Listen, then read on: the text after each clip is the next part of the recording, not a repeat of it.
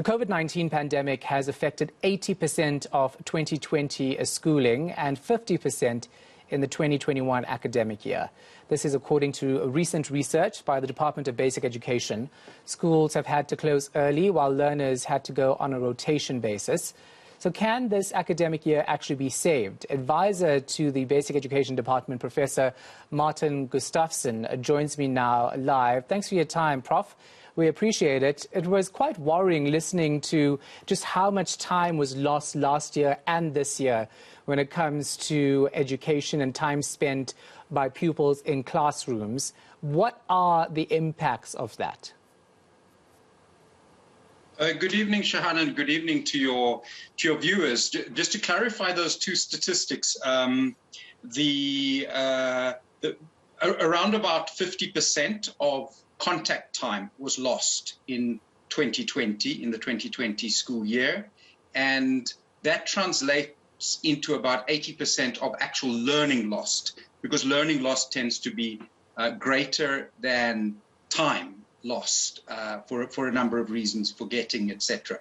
So now in 2021, we are sitting with a situation where we continue with disrupted schooling for many schools, not all schools, but rotational arrangements still seem to be quite prevalent, affecting at least the half of learners. And that means that we've already started losing learning in 2021, and this will continue. These losses in learning will continue until we normalize attendance, which is not an easy thing to do in this context. We need to normalize attendance. We need strategies to recover as much of the losses as possible, although we've reached a point where it's generally accepted that we are not going to recover all of the learning that has been lost. So learners currently affected by these disruptions are going to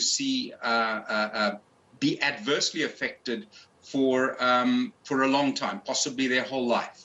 Yeah. So let's talk about the implications of that, especially when it comes to a primary education level, because of the long-term impact of that, where young people are unable to go to school.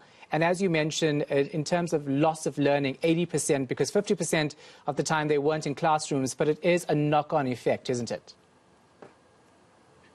Correct. Yes. Yes, exactly. I mean, learners forget.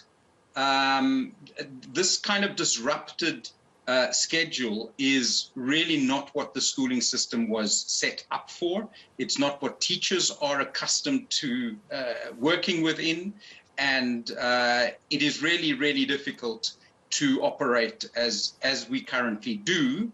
That said, obviously, any move back to a more normal attendance situation needs to be done very carefully. The vaccination of teachers has been a very important step to facilitate this, but there are risks, and we need to continue to use the data at a very local level on transmissions to monitor what the impact is of allowing more learners into schools, because we're not sure exactly what the impact will be on transmissions. We suspect that the impact will not be significant, but obviously one needs real-time monitoring of this if one moves back to a more normal attendance arrangement.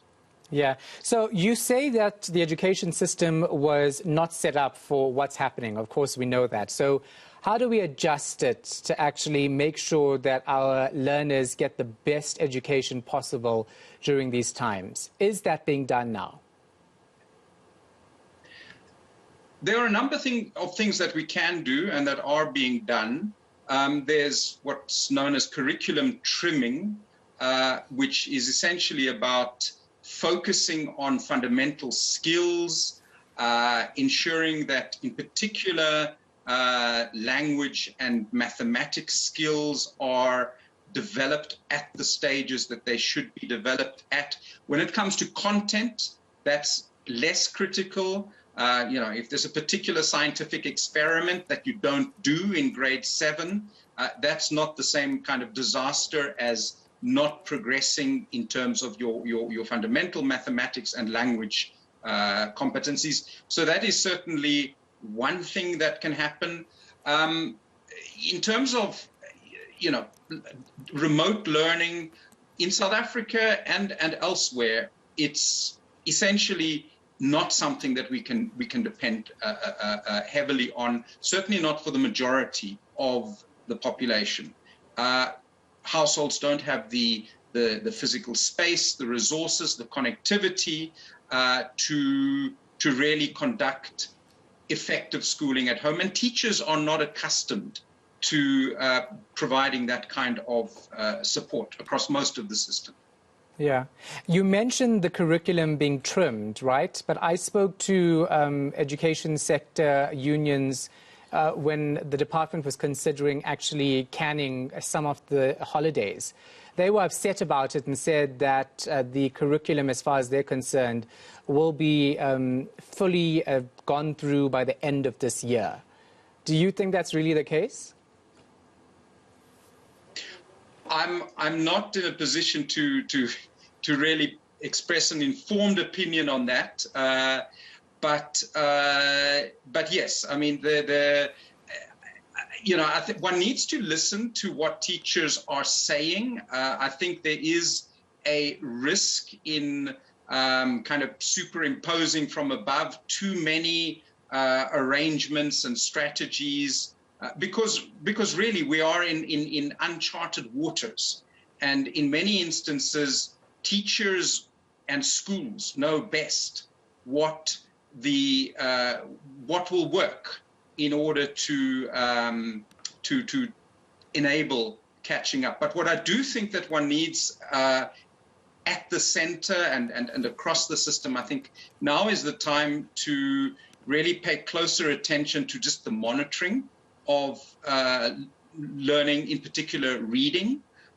We, at the primary level, we still have a very sketchy sense across the schooling system of where reading is really, really weak, in which schools, and in which schools it's strong. So it's difficult currently, and this is a problem from before the pandemic. It's difficult to really gauge which schools are role models and which schools really need support. All right, thank you so much for your insight. Appreciate it. That was Professor Martin Gustafson, advisor to the Basic Education Department.